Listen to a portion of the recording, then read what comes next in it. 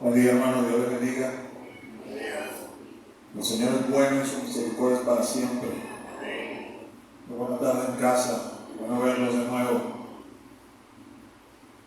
No he tenido oportunidad de observarlos a todos, pero los que he visto, veo gorditos y bonitos, sonrientes, gloria a Dios. Los niños están despedidos en la escuela dominical.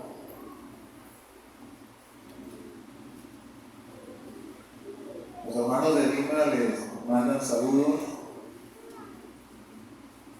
Ha sido un buen tiempo con ellos allá, poderlos ver, conocerles, trabajar con ellos. He tenido la oportunidad de formalizar la creación de la sede, de poder ordenar al hermano Andrés como el pastor de la iglesia. Ha sido un tiempo fructífero para la gloria de Dios, un tiempo bueno. Algunos de los hermanos nos van a estar visitando en diciembre, que no son de Caracas, pero tienen buenas referencias de acá, de la casa, pues, y quieren, pastor, cuando venimos a Venezuela tenemos que ir a la sede de la amiga, de su casa, más que bienvenidos. Ha sido realmente pues un gozo estar con ellos y poder ministrarles a ellos allá. Estoy convencido que el Señor va a hacer grandes cosas pues, a través de los hermanos allá en Lima para la gloria de Dios.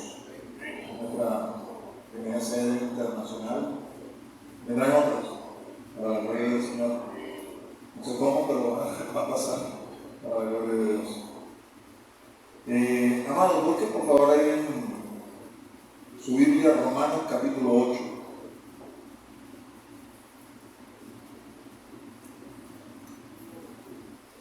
Romanos capítulo 8.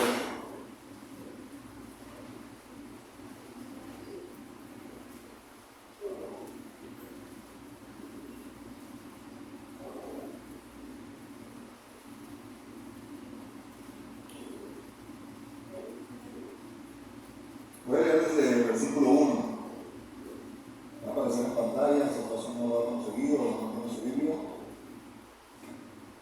Dice la palabra del Señor: ahora pues, ninguna condenación hay para los que están en Cristo Jesús, los que no andan conforme a la carne, sino conforme al Espíritu. Porque la ley del Espíritu de vida en Cristo Jesús me ha librado de la ley del pecado y de la muerte.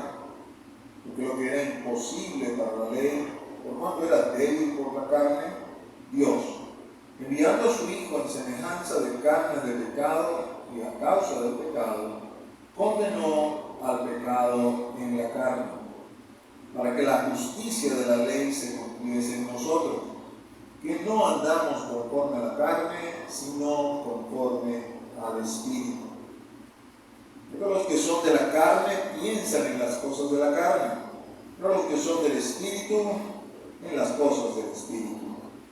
Porque el ocuparse de la carne es muerte, pero el ocuparse del Espíritu es vida y paz. Por cuanto los designios de la carne son enemistad contra Dios, porque no se sujetan a la ley de Dios, ni tampoco pueden. Y los que viven según la carne no pueden agradar a Dios. Mas vosotros no vivís según la carne, sino según el Espíritu, si es que el Espíritu de Dios mora en vosotros. Y si alguno no tiene el Espíritu de Cristo, no es de él. Padre, en el nombre de Jesús, en ese nombre que es sobre todo nombre, venimos ante tu presencia agradecidos. Y te rogamos que tú derrames sobre nosotros el Espíritu de sabiduría y revelación que abra los ojos de nuestro entendimiento, siendo así capaces de comprender la herencia a la cual hemos sido llamados. Luego que tu palabra no vuelva a ti vacía, sino en conformidad con el propósito que tú la envías, nos edifique y nos impulse a seguir corriendo esta carrera que tenemos que hacer. Gracias, Señor, por poder estar acá de nuevo en casa con mis hermanos. Te ruego, mi Dios, que te glorifiques a través de tu palabra y que sea de mucha edificación. Amén y amén. Bueno, mis amados, el día de hoy vamos a darle inicio a Romanos capítulo 8. ¿Qué está pasando? Es el texto que leímos, bajado, completo,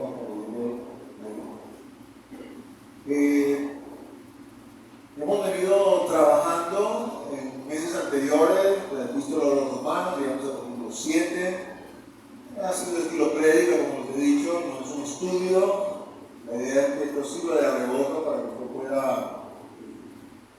profundizar más en las Escrituras y tener hambre y sed del Señor, ¿no? Llegamos en el capítulo 7 a toda la exposición que hace Pablo a propósito del poder del pecado y cómo la acción del Espíritu Santo del pecado definitivamente domina nuestra vida y nos conduce a la condenación, así nosotros nos enteramos. Por eso Pablo termina ese capítulo con un grito de exclamación, de angustia: miserable de mí, ¿quién me librará de este cuerpo de muerte? Uno tiende, a causa de como no ha recibido la Escritura, hacer, digamos, separaciones y no estudiar todo el texto en conjunto. Supongamos, usted está leyendo su Biblia y decide: oye, voy a leer el capítulo del día, vamos para el capítulo del día. Terminó en el capítulo 7 su lectura, ya terminó su lectura del día, se va al día siguiente, va a leer el 8, y quizás pierde de vista: tengo que conectar esto con lo que leí ayer. En principio esto se escribió como una carta, no estaba leyendo el capítulo ni el versículo, esto fue una carta corrida. No puedo agarrar un versículo y sacarlo fuera de ese contexto que se encuentra, porque puedo terminar armando algo que eventualmente podemos llamar un pretexto, porque está sacado el texto fuera de su contexto. Ahora, no es una clase de gramática, lo que digo es, no puedes, ¿no? Porque el punto es que hay que conectar lo que acabo de leer con lo anterior. El versículo 1 de Romanos 8 dice: ahora pues, ninguna condenación hay para los que están en Cristo Jesús. Miserable de mí, ¿quién me librará de este cuerpo de muerte? Mas gracias doy a Dios por Jesucristo, Señor nuestro. Así que con la mente yo sigo a la ley de Dios, mas con la carne a la ley del pecado y de la muerte. Ahora pues, ninguna condenación hay para los que están en Cristo Jesús. Amados, estas son buenas noticias. Buenas noticias. El capítulo 7 nos muestra, no solamente nos muestra nuestra miseria, sino que nos muestra nuestra condición.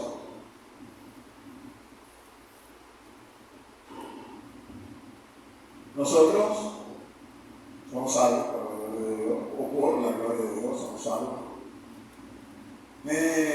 Pero lo que tenemos un buen tiempo en el Evangelio, ya que están tiempito andando en el Evangelio, es probable que en algún momento haya comenzado a sentir alguna suerte de contradicción, porque sé lo que soy, salvo y santo, pero no parece que lo soy. Porque esto que bulle dentro de mí, esto que muchas veces termino haciendo, es como una contradicción frente a la realidad de lo que se supone que debería ser. Por eso cuando consigo un versículo como este es un versículo que debería hacernos explotar de alegría. Ninguna condenación hay para los que están en Cristo Jesús. Es decir, Dios no me está pidiendo: yo quiero que tú hagas las cosas perfectas, yo quiero que no haya ni mancha ni arruga en ti en absoluto por tu esfuerzo. Yo lo que te estoy pidiendo es que tú estés en mí. Y si tú estás en mí, no hay condenación para ti. ¡Qué alivio! Así como lo hice Dios. ¡Qué alivio! ¡Qué alivio! Comprendo que esto es difícil de entender. Y es difícil de entender porque hay que recibirlo por revelación. ¿Y qué es lo primero? Préstame atención acá, ¿no? No son los técnicos, saben lo que están haciendo. No se distraigan por esto. No pierda la esencia del mensaje por cualquier cosita que sucede. Si usted no recibe por revelación, no es capaz de entender la magnitud de esto. Y básicamente, nuestro problema, o uno de ellos, está en que al no comprender la magnitud de la ofensa que es delante de Dios el pecado, no puedo comprender la grandeza de esta noticia. Dios, Dios es tan santo, es tan perfecto, que si yo me acerco a Él de otra forma que no sea a través de la que está establecido, yo estoy irremisiblemente condenado. Y a veces nosotros no entendemos eso. Porque es más fácil pensar que Dios, permíteme expresarlo así como que Dios es pana y que no va a ver las cosas así, sino que las va a ver como nosotros las vemos. Pensar que no soy realmente tan malo a admitir la verdad de la Escritura, que si yo no tengo a Él por la más mínima falta, yo voy a ser condenado, porque no voy a satisfacer el estándar de Dios. Esa es la realidad de la Escritura. Hasta que nosotros no entendamos eso y entonces entendamos la necesidad que tenemos de Cristo, difícilmente vamos a comprender el Evangelio a plenitud. Probablemente el Evangelio va a ser para nosotros, no sé, algo cultural, algo social, algo que se espera que seamos, porque así es todo el mundo. Pero la verdad es que el Evangelio es más que eso, porque el Evangelio nos da un diagnóstico de una radiografía de lo que somos y no es bonita. Y luego nos muestra la incapacidad y la insuficiencia para lograr resolver este problema, y esto es peor todavía.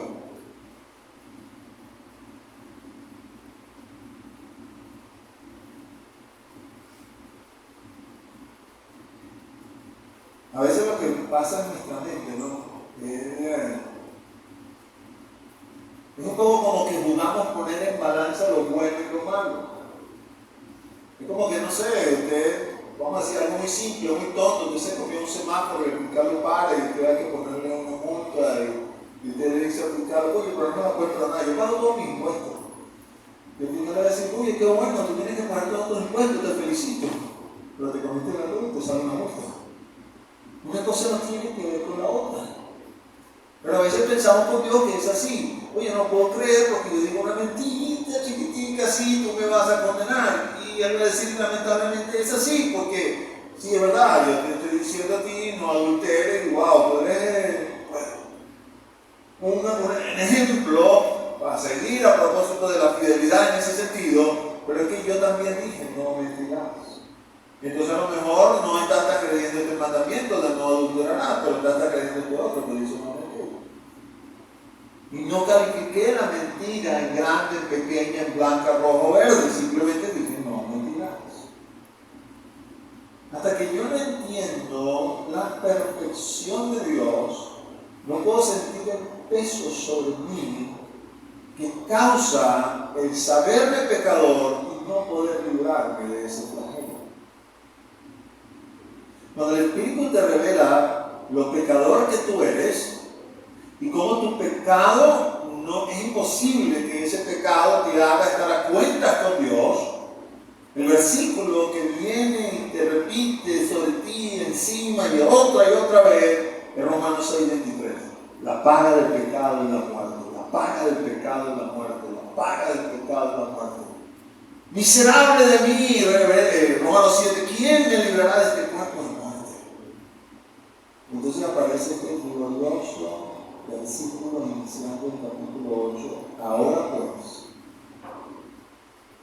después que te he explicado todo el poder del pecado sobre ti, cómo no te lo puedes quitar de encima, ahora pues, ninguna condenación.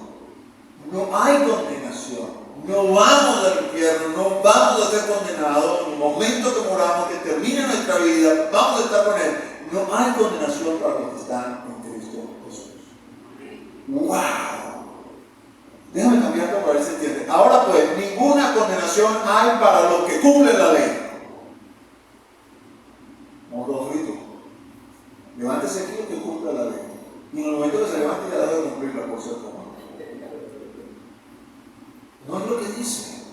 Si dijera eso, no sería un versículo para alegrarse, sino para sentirnos irremisiblemente perdidos. Ahora pues, ninguna condenación hay para los que son perfectos. No, fritos tampoco.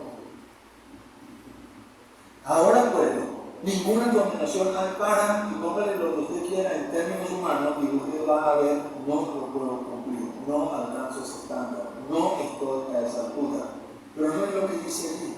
Dice, ninguna condenación hay para los que están en Cristo Jesús. Es como que Dios me dijera, ¿sabes? Di mi gracia sobre ti, no para que hagas las cosas bien, aunque yo te voy a ayudar a hacer las cosas bien, porque yo no solo quiero que tú seas salvo, yo quiero que tú seas santo, o sea, que te parezca cada vez más a mí, yo te voy a ayudar a hacer eso, Pero no es lo que te estoy demandando. Yo lo que te estoy demandando es que tú estés en mí. Y si tú estás en mí, para ti no hay ninguna condenación. ¿Estás seguro? En tu tabla de salvación, en nuestra tabla de salvación, es alegría pura, mis hermanos. Romanos 8 es, wow, nada más comencemos a decir, sí, gloria. No tengo que esforzarme en hacer bien las cosas, lo que tengo que esforzarme es estar en ti. Porque si estoy en ti, no hay ninguna condenación. Y yo puedo estar en ti sin ser perfecto. Y yo puedo estar en ti sin hacer todo bien. Y yo puedo estar en ti sin necesariamente cumplir con toda la ley. Y por lo tanto alcanzar esa salvación que tú me has ofrecido. Eso produce no solamente gozo, sino que produce un corazón agradecido. Y en el momento que alguien me dice, pastor, pero hay un riesgo allí de que la persona entonces pudiera pensar que como no tiene que hacerlo todo bien, no tiene que cumplir la ley, no tiene necesariamente que ser perfecto, se relaje y diga, entonces, ¿a qué hacerlo? Lo que importa es que yo esté en él, y mientras yo esté en él, puedo hacer todo lo demás y alcanzo este estatus de no condenación. ¿Ustedes saben cuál es el punto? Que si usted no está procurando ser perfecto, si usted no está procurando ser agradable, si usted no está procurando ser cada día mejor, usted no está en él. Porque el producto de estar en él es saber, yo me voy a esforzar, no lo voy a lograr, pero no voy a dejar de esforzarme porque no lo logro. Porque es que no lo hago tanto para lograrlo como para hacerle agradable y mostrarle a mi Padre que la obra de transformación que ha hecho en mi vida me impulsa en la dirección que quiero.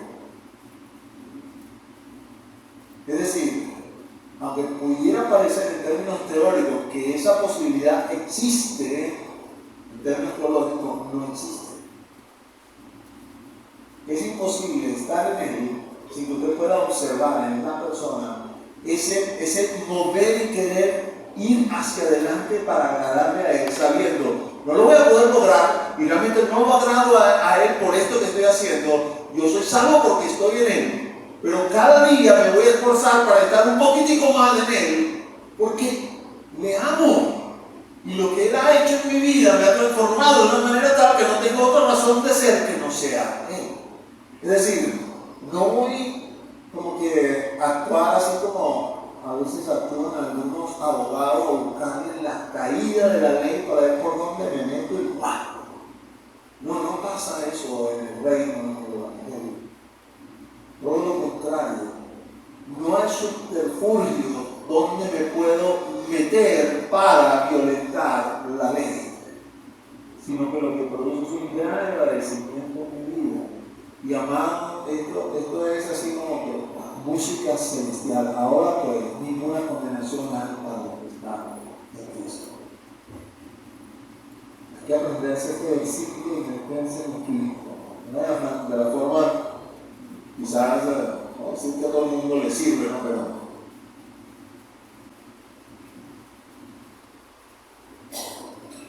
es probada en la historia y desarrollo de la humanidad es cantando. Le ponen música y termina aprendiéndose. La música que usted quiera. Aparte que el versículo me gusta fue en el marco de la iglesia pentecostal, me gustan mucho los coritos. Ninguna condenación, repáralo, que están en Cristo. Y así no se lo olvida el versículo, cada vez se lo puede traer a la memoria y recordarlo y gozarse en esa gran verdad. ¿Usted está en Cristo? Levante la mano. ¿Usted está en Cristo? No hay ninguna condenación para usted. Gloria a Dios. Dios es bueno y su misericordia es para siempre. Pablo pasa ahora a explicarle a la iglesia de Roma cómo funciona esto. Porque si bien es cierto que Dios pudiera hacer las cosas sin explicarnos y decir solamente funciona porque yo decidí que así funcionara, y siendo también cierto que no nos explica todo, sino aquello que podamos entender, porque así como le digo a Nicodemo, oye, te estoy explicando cosas terrenales, tú eres maestro de Israel que no lo logras entender, ¿qué pasaría si te explicara cosas celestiales? ¡Bum! Te voló la cabeza porque encima terrenales, que se supone que tienes que entender, pues obviamente la celestial no la van a poder entender. Así que Pablo nos da una explicación aquí, cómo funciona esto. Y nos dice, porque la ley del Espíritu de vida en Cristo Jesús me ha librado de la ley del pecado y de la muerte. Porque lo que era imposible para la ley, y aquí voy a hacer un stop para que usted vea 3 veces la mención de la palabra ley, cada una de ellas diferente. La primera, ley del Espíritu; la segunda, ley del pecado; la tercera, aunque no lo dice, es ley mosaica.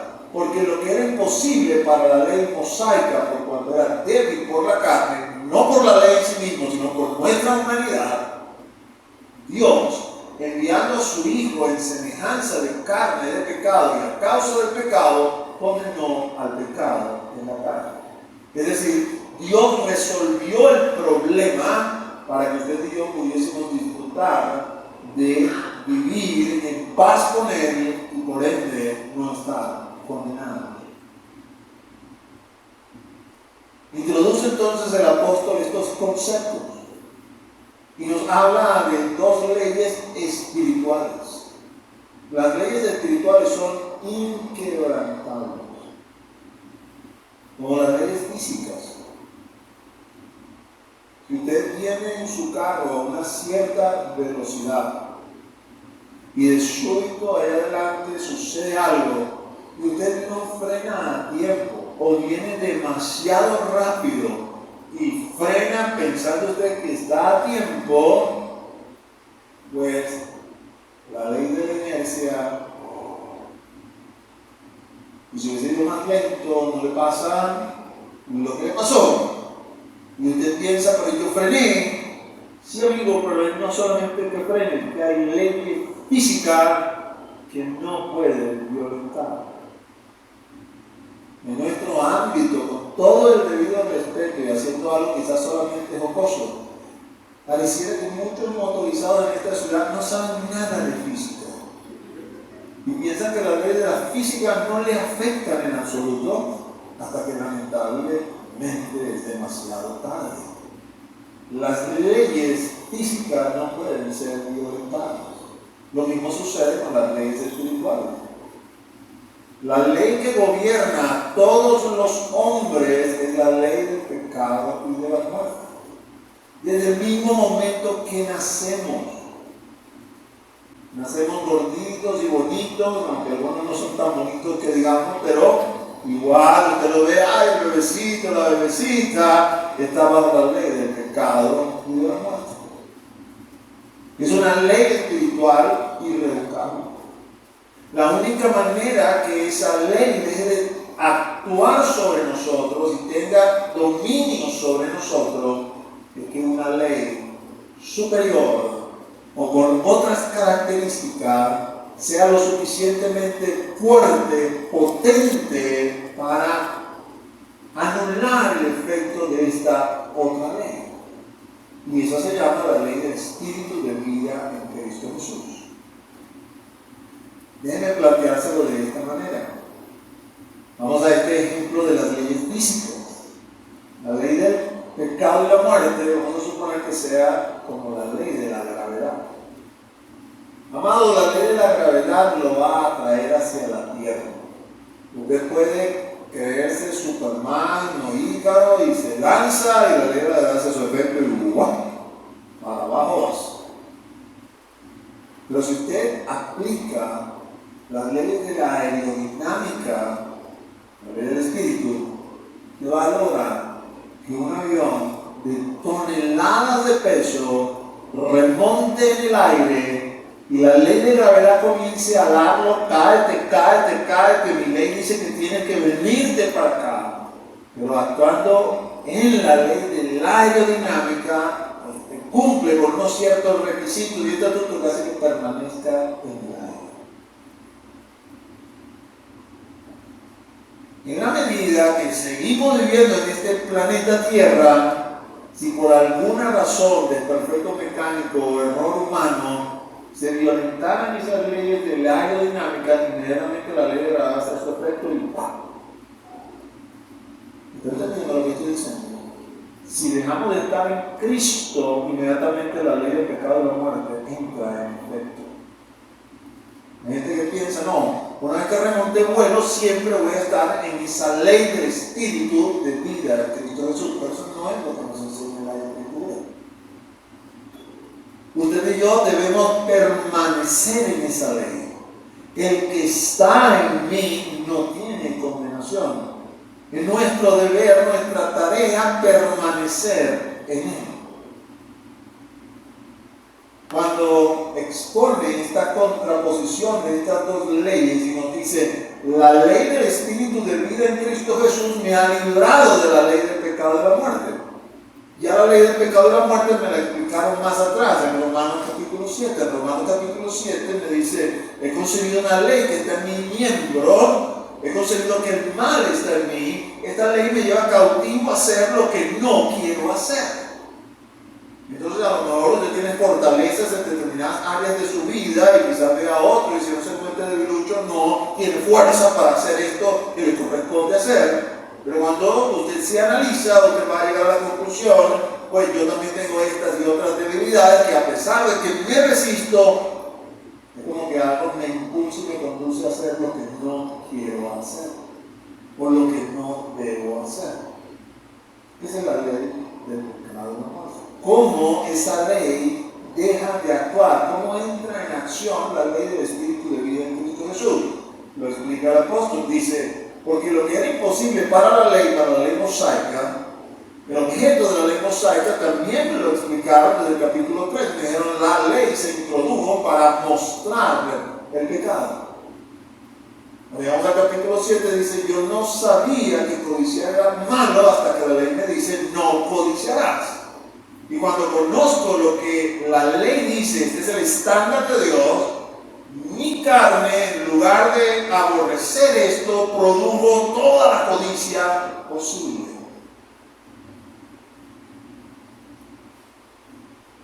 Y le puse algunos ejemplos cuando explicamos ese día, sobre todo por los niños. Pero los niños ya los mandamos a la escuela dominicana. Aquí estamos solamente los adultos. No te duermas en el culto y inmediatamente comienzas. No hables en el culto, no te distraigas. Apenas tenemos una norma que se nos impone, se despierta todo lo contrario a esa norma. ¿Cómo hago para vencer? La ley mosaica me está presentando, esto es lo que el estándar de Dios demanda, y yo trato y veo que no lo puedo cumplir. Y dice, no es que la ley es débil, lo que es débil es la carne, porque ya se me demostró que en la carne está alojado el pecado. Pero Dios interpuso su amor para rescatarnos. Y aunque no lo dice ahí con esa palabra, nosotros sabemos por otras porciones de la Escritura que es lo que quiere decir cuando dice enviando a su Hijo en semejanza de carne de pecado. Y aunque era Dios, no estimó el ser igual a Dios como cosa a que aferrarse, sino que se humilló a sí mismo, tomando forma de siervo. El Dios perfecto, el Dios impoluto, el Dios magnífico, se revistió a sí mismo de esta carne, de esta humanidad que nosotros tenemos, y se paseó en medio de nosotros. ¿Sabes? Al pasearse en medio de nosotros, para usted y para mí, lo que le voy a decir a lo mejor puede sonar como algo sacrilegio, como algo sacrílego, pero yo creo que usted se imagine en esa época. Tú tienes otro ser humano de carne y hueso igual que tú, y ese ser humano de carne y hueso se te presenta y te dice, yo soy el Mesías. Tienes que creer en mí para que tengas vida eterna.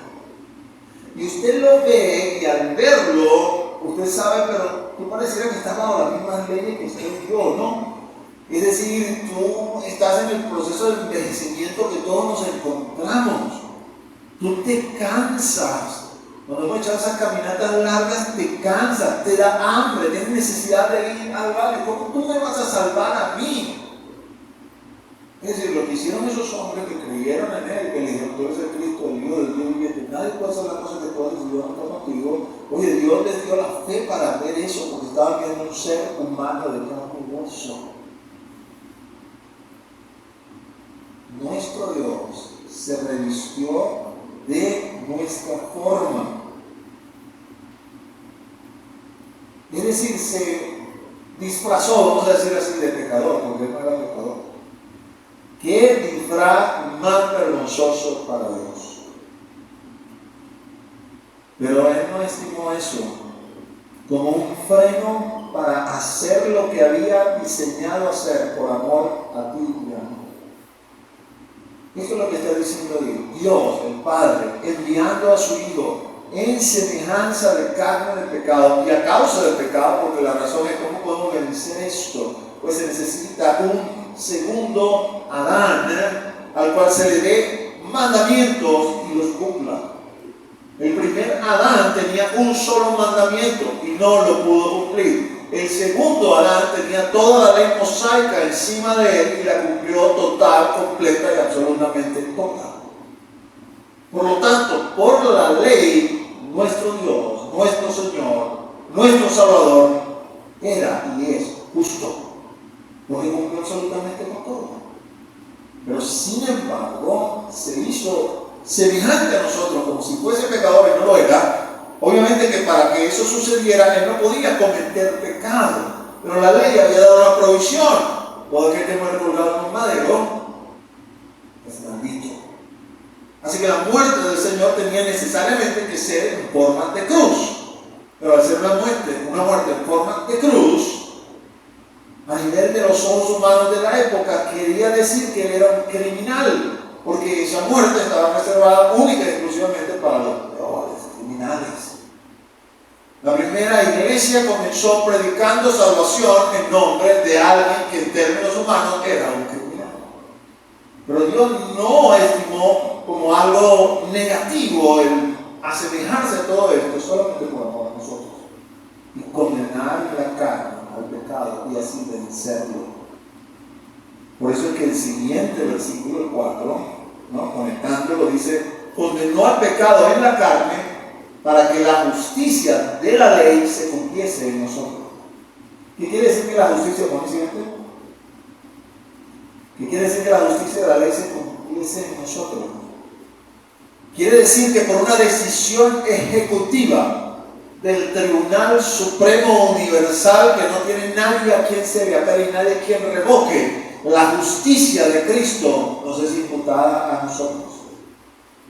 No lo haces bien, no eres perfecto, tienes ahí tu pata coja, pero eres justo, porque yo, el juez supremo, te declaro justo. La justicia de Cristo nos fue imputada a nosotros.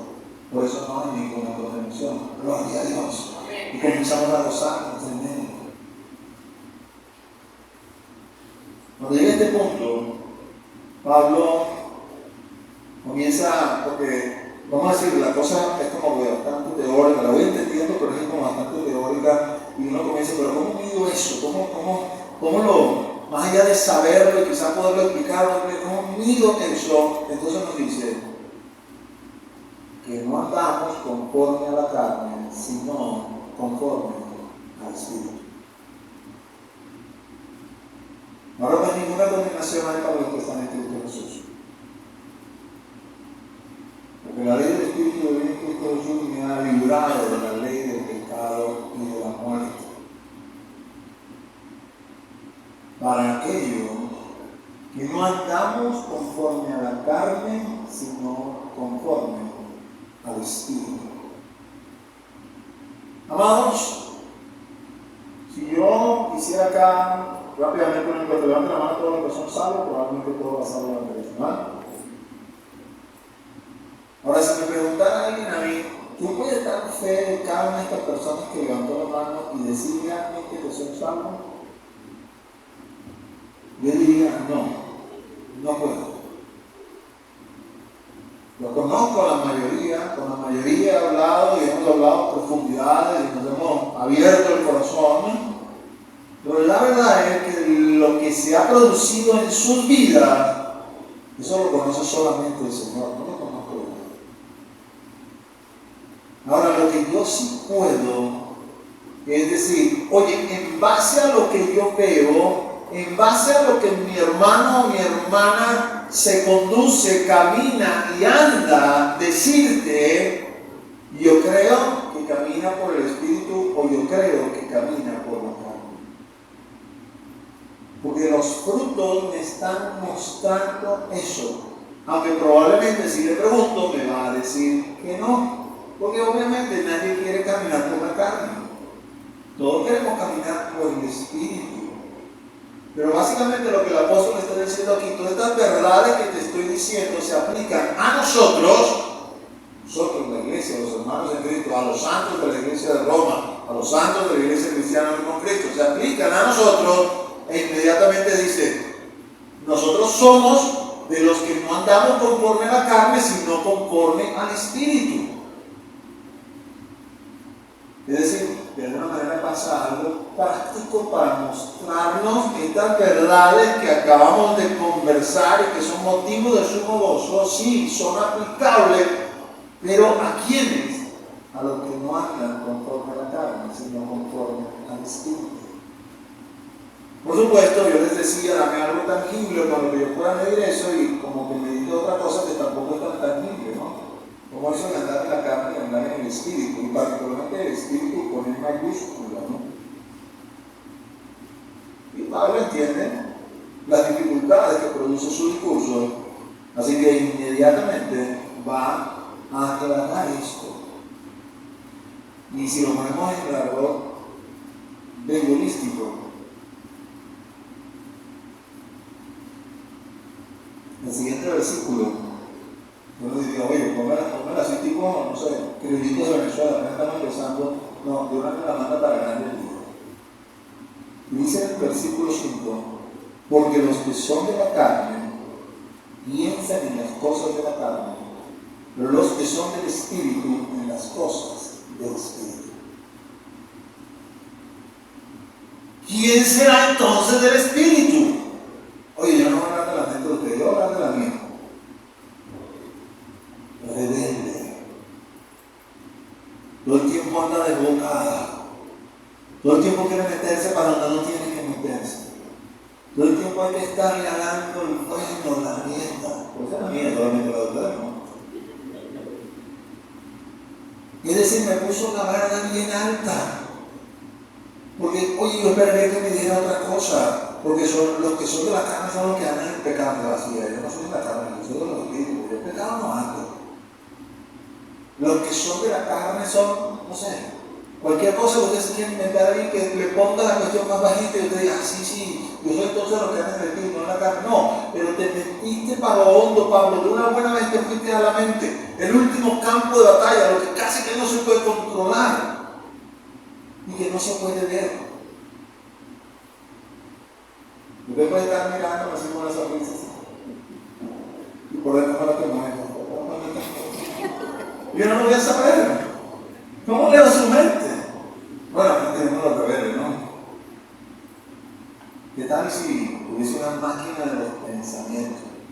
Cada vez que llego a mi oficina, no me digas nada, si te pides que te vamos a poner una máquina. No, pastor, me voy, no me ponga ninguna máquina. ¿Quién quiere que vea su mente por su pensamiento? Nadie, porque sabemos que hay ahí. Entonces cuando llega este versículo estamos fritos. ¿Sabes? Porque aunque esa máquina no existe, existe alguien que es omnisciente. Es tan omnisciente que Él dice, no ha salido la palabra de tus labios y ya yo la conozco. No hay lugar donde nos podamos esconder de Él.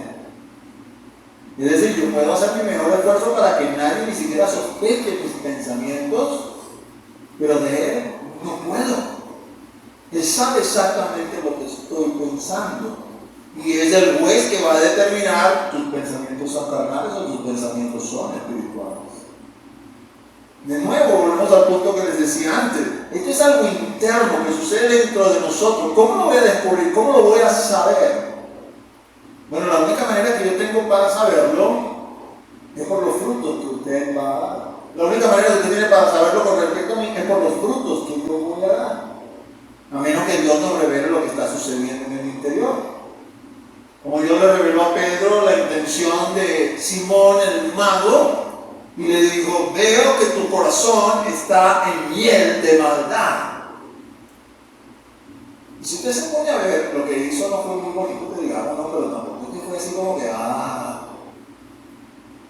pensó que las cosas de Dios se compraban con plata.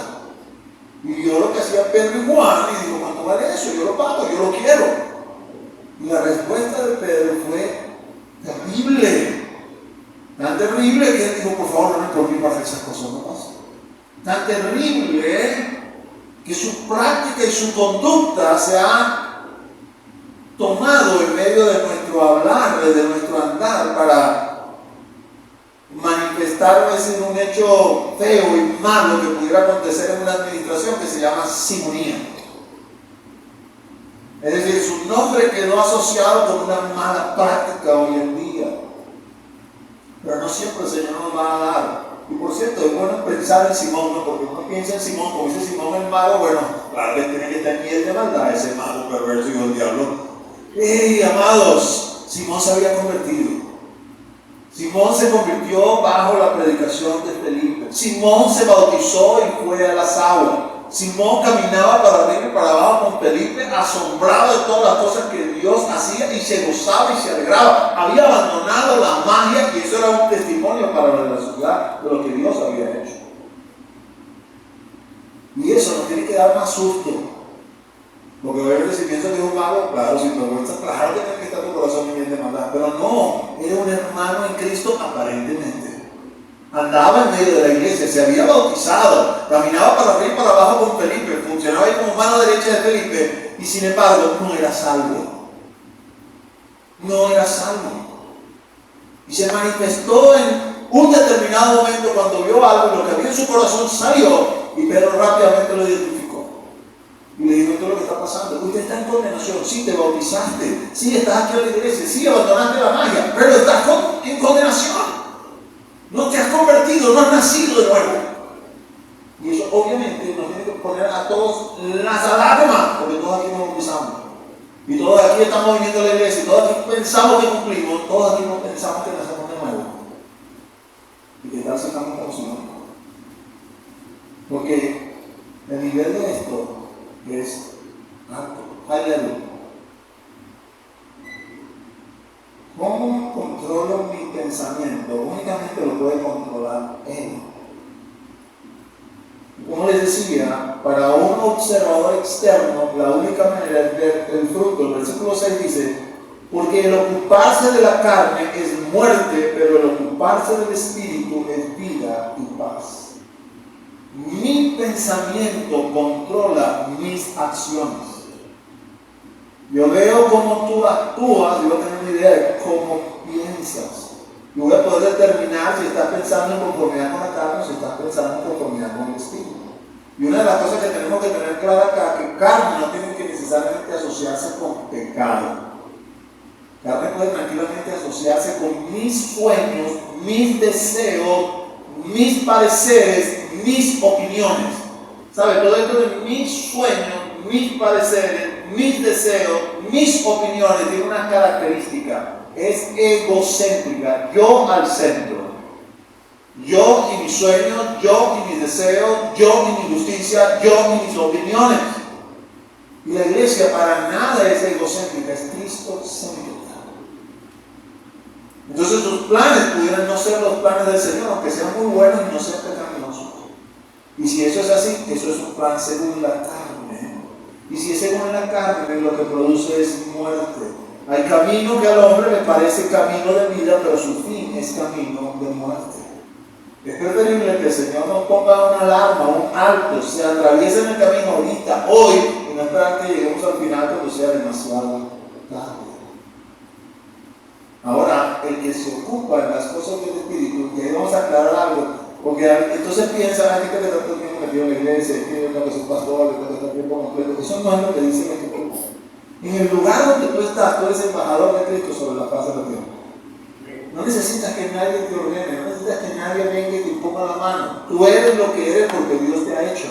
Y en función de eso, ahí tienes que manifestarlo. No puede pasar que otro hermano, el pastor, un anciano, por decir algo, llegue a tu trabajo y te salude: hola hermano, ¿cómo estás? Dios te bendiga. En tu oficina no te ven. ¿Ya te salió eso? No, es que yo soy cristiano. Ni me lo hubiera imaginado. O sea, tú eres un agente secreto del Señor ahí en ese lugar. No existe tal cosa. Nos identifican rápidamente, donde quiera que estemos, porque allí hablamos de aquel que nos ha salvado. Allí testificamos de aquel que nos ha dado la vida. Todos alrededor nuestro saben quiénes somos y por qué somos tan extraños y no corremos con ellos en el mismo desenfreno de solución. No necesitas, para caminar en el Espíritu, estar necesariamente metido acá en la iglesia todos los días. No. Necesitas dar testimonio donde quiera que te encuentres y saber quién eres en él. Si caminamos en el Espíritu, pensamos, nos ocupamos en el Espíritu, el resultado es vida eterna y paz. Paz acá en la tierra. No es una paz que cuando alcanza la paz eterna ya está en el sepulcro, sí. No, es paz aquí y ahora. Por eso es que la iglesia habla así, admite la situación que sucede, que pasa, del estrés y de la angustia y de todas las cosas que hablamos acerca de las que vivimos, y agarramos a esos hermanos y los llevamos a la Escritura. Oye, mira, la Escritura dice que tú y yo vivimos en paz. No hay cristiano estresado, no hay cristiano en angustia, no hay cristiano nervioso, no hay cristiano temeroso. Pastor, ¿quiere decir que yo no puedo sentir esa cosa? Claro que las puedes sentir, pero en el momento que las sientes las llevas a la cruz. Porque aquel que es poderoso para hacer las cosas más abundantemente de lo que pensamos, de lo que pedimos, habita en nosotros. Y si nos acercamos a él, lo puede hacer. Porque es que los que somos del Espíritu, ocupamos en las cosas del Espíritu, vivimos en esa paz que habla del Señor. Esa paz no quiere decir que alrededor nuestro todo está bien. No. A lo mejor alrededor nuestro todo está mal. Pero con Él estoy bien y eso produce paz. Una paz sobrenatural que no podemos explicar, pero que es una realidad. Si yo decido caminar, vivir en función de la carne, el versículo 7 y 8 dice: por cuanto los designios de la carne son enemistad contra Dios. Me hago enemigo de Dios. Esos designios de la carne no se sujetan a la ley de Dios, ni tampoco pueden. Amados, cuando Dios interviene en su plan y le dice no, sí, usted puede preguntar por qué, y Él le puede responder, pero si no le responde, no patalee, obedezca. Porque eso es lo que Dios está buscando. Dios no es nuestro par, Dios no es nuestro compañero, Dios es nuestro jefe. Y como jefe no tiene que dar explicaciones, órdenes que usted y yo cumplimos. Que el jefe pudiera dignarse a explicar, o pudiera dignarse a pedir por favor, o pudiera dignarse si él quiere. Pero si no quiere, simplemente manda y nosotros obedecemos. Si no, pregúntele a Job. ¿Sabe? Job no solamente que se creía perfecto, es que Dios le dijo al diablo que él es perfecto. Pero no entendía que era perfecto porque Dios le estaba imputando esa cualidad, no porque realmente lo era.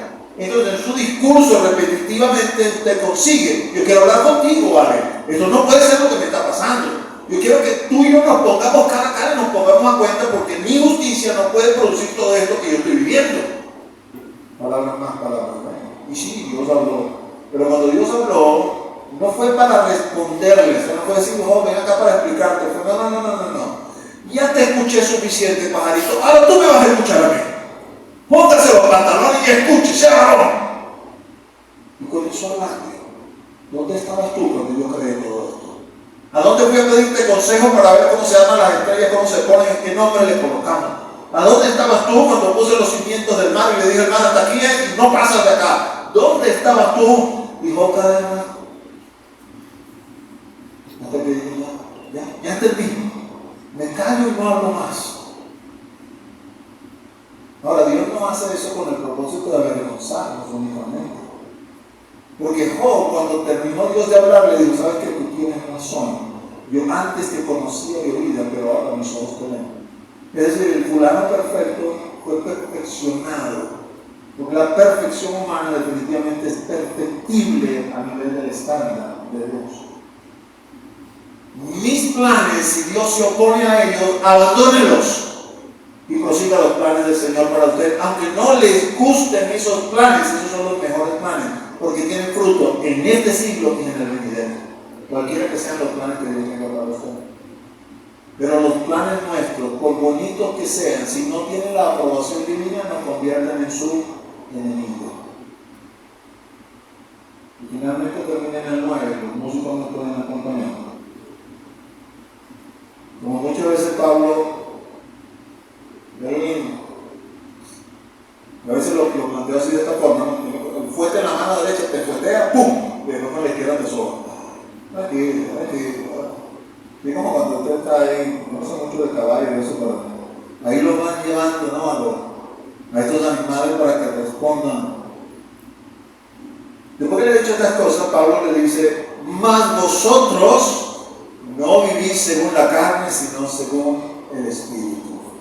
¿No? Y eso es como un vasito de agua, y ay, Pablo, ya me había asustado por esas cosas que me dijiste, pero tú estás convencido con respecto a mí de que yo no ando según la carne, sino según el Espíritu. Y después que me sobó para preparar otra vez el fuerte, viene Juan y dice: eso sí, si el Espíritu de Dios mora en ti. Porque si alguno no tiene el Espíritu de Cristo, no es de Él. Y pone otra vez, vamos a decir, la vara de medición alta. ¿Cuántos de nosotros tenemos el Espíritu de Dios dentro de nosotros? No se apresura a levantar la mano así como que usted lo puede decir, ¿verdad? Pues yo lo conozco, yo lo he sentido dentro de mí. Yo sé que dentro de mí no están solamente este poco de órganos que componen el cuerpo. Yo sé que dentro de mí, en la parte espiritual, no solamente está mi espíritu, ahí está el Espíritu del Señor. Es necesario que usted y yo lo identifiquemos, es necesario que usted y yo sepamos que eso es una realidad y que eso está allí, porque si alguno no tiene el Espíritu de Cristo, no es de Él.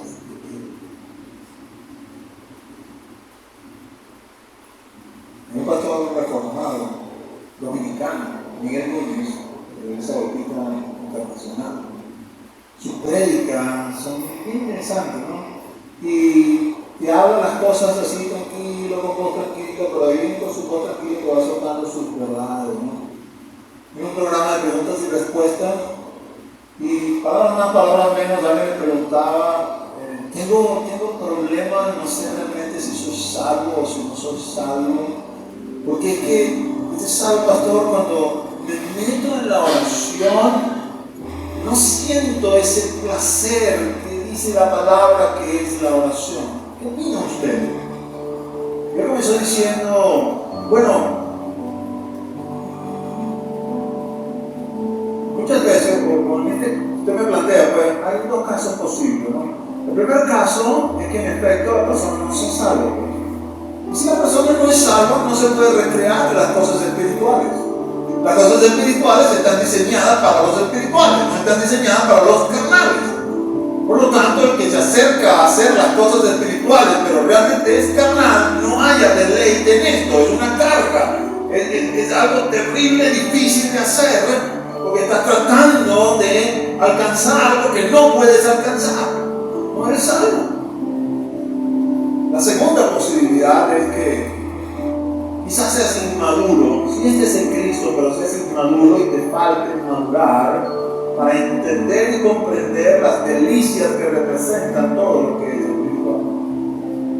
Y claro, mientras lo dice así el pastor, de alguna manera usted piensa, bueno, 50-50, ¿no? 50 salvo, 50 que inmaduro, y luego le suelta esta perlita, ¿no? Así como Pablo acá y le dice, ahora te voy a decir algo, en mis años de experiencia, cuando he tenido que aconsejar acerca de estas cosas, he conseguido que el 90% de las veces es el caso número 1. No son salvos.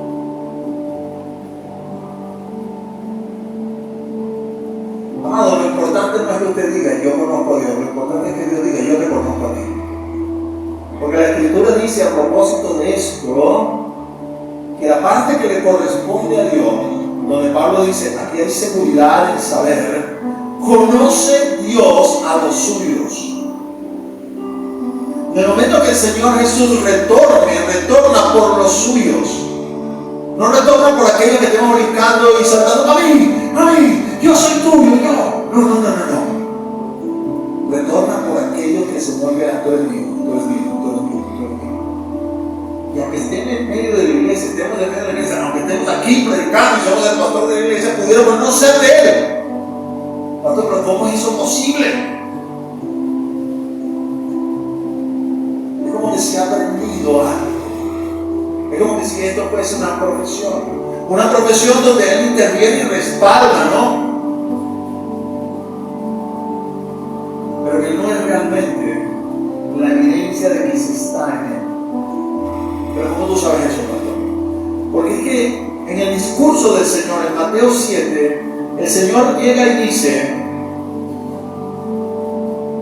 no todo el que me dice Señor, Señor entrará en el reino de los cielos, sino aquel que hace la voluntad de mi Padre que está en los cielos. En aquel día muchos me dirán, yo he echado demonios fuera de tu nombre. Levanta la mano aquí si alguien ha echado fuera un demonio. Estamos hablando de grandes ligas, moviéndose en el poder de Dios. Porque nadie echa fuera un demonio si no es por el poder de Dios. Nadie tiene autoridad para eso. Dios no reconoce esa autoridad. Le da 2 patadas, literalmente. Si usted se atreve a enfrentarse en contra de él, en otra cosa que no sea el nombre de Jesús, que fue quien lo pisó y lo venció. Así que estas personas han actuado en el nombre de Jesús y Jesús los ha respaldado. Hemos echado milagros, hemos echado fuera demonios en tu nombre. Hemos hecho milagros en tu nombre. Levante la mano aquí quien ha hecho milagros. Déjeme definir el milagro más o menos para que entiendan. Eliseo hizo un milagro, hizo flotar el hacha. Le dieron una flota. Y cuando el oró al Señor, el hierro que estaba hundido abajo del cieno ahí del río subió y el hacha flotó y la recogió el profeta. Eso es un milagro. Y ellos dicen, hemos hecho milagros en tu nombre. Milagro es que se acerque un manco, un mocho, y le ore por él y el Señor lo sane, le salga la mano y ahora tenga mano. Y eso es un milagro. Nosotros hemos hecho esos milagros aquí. Hemos profetizado en tu nombre. Esa no lo voy a preguntar porque más de uno yo he profetizado. Déjeme decirle cómo se mide la profecía. Si lo que tú hablaste se cumplió, entonces tú eres un profeta del Señor. Pero si has hablado algo y ese algo no se cumplió, tú eres un mentiroso. Y hablaste de tu emoción. Estas personas le dicen al Señor, yo he profetizado en tu nombre. Quiere decir que la palabra que salió de mi boca se ha cumplido. Y el Señor les dice, apartaos de mí, hacedores de maldad, no os conozco. Conoce el Señor a los que son suyos. Y el que se sabe conocido de parte del Señor, porque eso es una moneda que tiene 2 caras, una de la parte de Dios. El que se sabe conocido de parte de Dios, ¿usted sabe qué hace? Se aparta de iniquidad. Se aparta de iniquidad. Se aparta de hacer lo malo. Vence el pecado. Se purifica a sí mismo. Así lo dice Juan. ¿Tienes el Espíritu de Dios dentro de ti? Dile al Señor que te lo muestre, que te lo revele. Porque si tienes el Espíritu de Cristo dentro de ti, el Espíritu Santo, eres de Él. Pero si no lo tienes, no eres de Él. ¿Y cómo puedo yo saberlo? Pídelo. Porque el que está dentro de ti, si está dentro de ti, está vivo y sabe hablar y comunicarse mejor que tú y que yo. Y te envuelve en su presencia. Y tú no puedes explicar, pero tú sabes que Él está dentro de ti. Él es quien mueve tu ser, quien mueve tu deseo, quien mueve tu corazón. Es aquel que te empuja, que te alienta. Es aquel que te da vida, es aquel en quien te gozas, en quien te deleita. Es aquel delante de quien estás agradecido y sabes que está ahí. Y sí, no habla quizás todo el tiempo, algunos sí, otros no. pero eventualmente se deja sentir y tú no sabes que está ahí. Y eso, mis amados hermanos, es maravilloso. Maravilloso.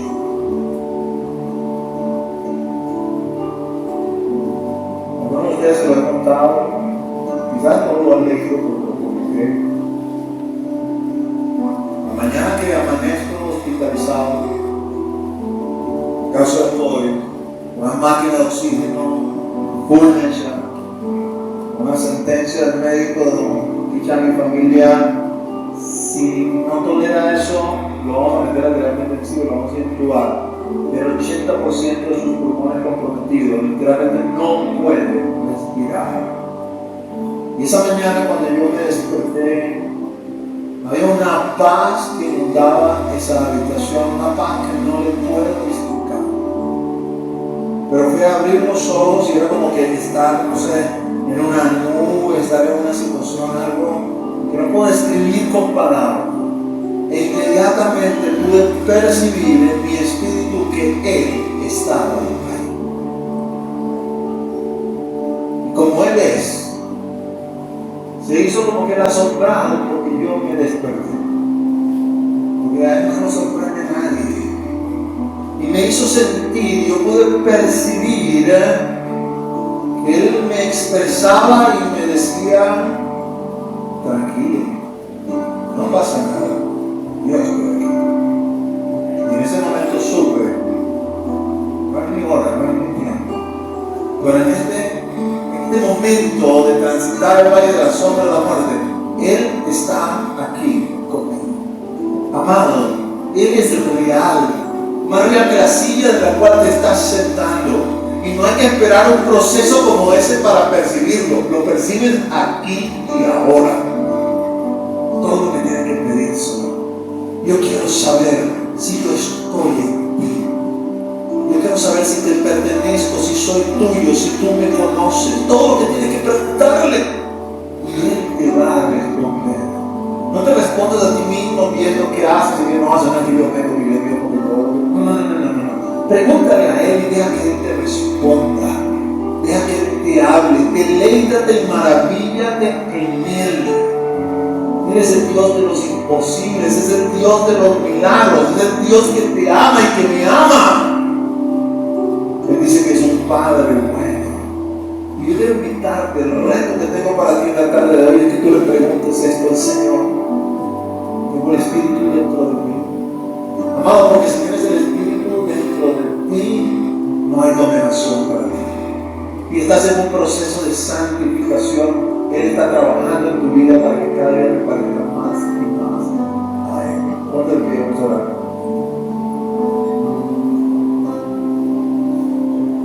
Levanta tus manos, así sea.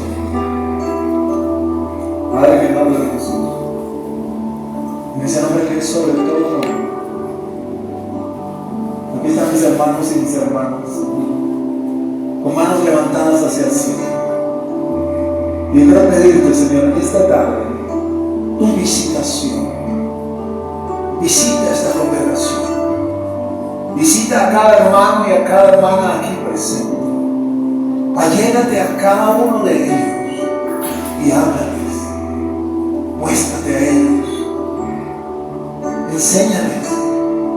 Reafírmales si están en ti. Y si no están, impúlsales, Señor, porque si hasta aquí los has traído es porque tienes planes y propósitos con ellos, Señor. Para que se vean motivados, Señor, a dar ese paso hacia adelante y rendirse, entregarse, Señor, a aquel que todo lo puede, aquel que es el pastor de nuestras almas.